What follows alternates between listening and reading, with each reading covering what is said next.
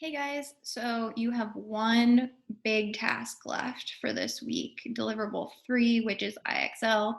Then you'll just have your cool down, which is a few reflection questions. So I want to quickly show you what the expectations are for IXL and also how to navigate the IXL website. So the first thing is on Friday, I signed you all up for IXL. You should have gotten an email to your maker email with your username and your password.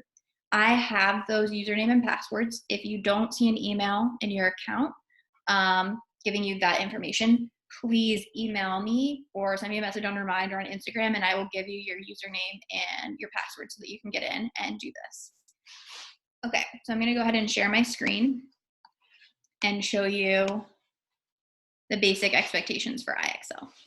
So once you have your username and password, you should write it down somewhere so that you have easy access for the future and don't lose or forget it. But again, if you do lose or forget it, just let me know and I'll give it to you again.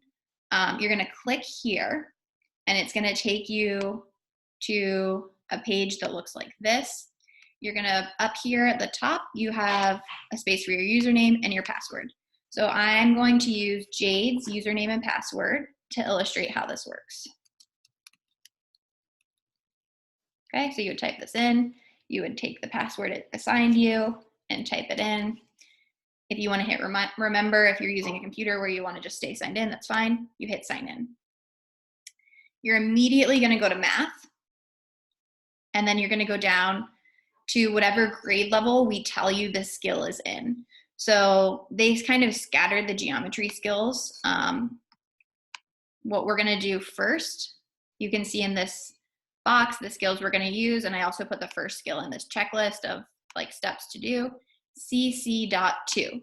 So grade 10 says grade 10. We want to go to grade 10. Sometimes we'll go to 9, sometimes we'll go to 11. Just depends on what skill we're practicing. The way these skills are organized starts with A, then it goes B, C, D, all the way down several columns. We eventually get to Z. Then there's more skills, so it starts double letters, double A, double B. We wanted to go to C2. You have to click the actual skill description, like similarity ratios. You can't click this CC.2. So click the actual text of similarity ratios. It's going to take you immediately to start some practice questions.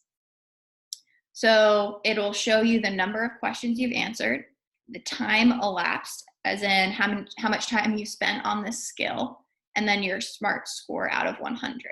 So your SMART score, it depends how many questions you've answered correctly. This is just going to show you how many total questions you've attempted. When you get a question wrong, it's going to give you some feedback about how you could have gotten it correct and some of the skills and ideas that will help you in your thinking so you can get the next one right. The time just shows how long you've been logged in. This time is running even though I'm not even doing this problem. And the SMART score shows you how many correct, basically. It keeps calculating out of how many you've done, how many did you get correct. As you keep going, the questions will get harder as you get more things correct, or get easier as you get fewer things correct. And your SMART score won't be able to bump up to proficient at the skill until you get to a certain level of difficulty. So our goal is to get a SMART score of 80 at least. This is what we want you to do, SMART score of 80, and spend 15 minutes per skill. So you can see this here, SMART score of 80 or higher, and spend 15 minutes on each skill. Here, when you're done with your first skill, CC.2, when this timer hits 15 and you have a SMART score of at least 80, you'll screenshot showing your name up here, your questions, answers, time elapsed, and SMART score. You'll attach it when you submit everything to Google Classroom, and you're going to fill out this chart. So you'll say time spent practicing. If you spent 20, you would type in 20. Whatever your ending SMART score is, maybe it's 85. You type all that in for yourself, and you answer this question. One thing I learned / realized / made a connection about while doing this skill was. So you're going to write something you learned from this exercise. Then you'll go down to the next skill and do the same thing. Remember, the idea is to do 15 minutes of each. In order to get a 4, you have to do 15 minutes of each for a total of 45 minutes of practice. So when I'm done with this skill, I'll hit back. My next skill is CC.4. I'm going to go click CC.4, do the whole thing again for 15 minutes here.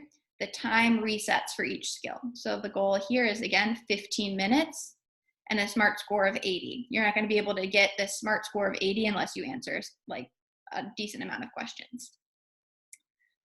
When you're done here, you screenshot, fill in this chart, time spent practicing, ending SMART score, one thing you learned, realized, or made a connection about. You go to your last skill, CC.7, we go back, we hit CC.7, and we do it one more time.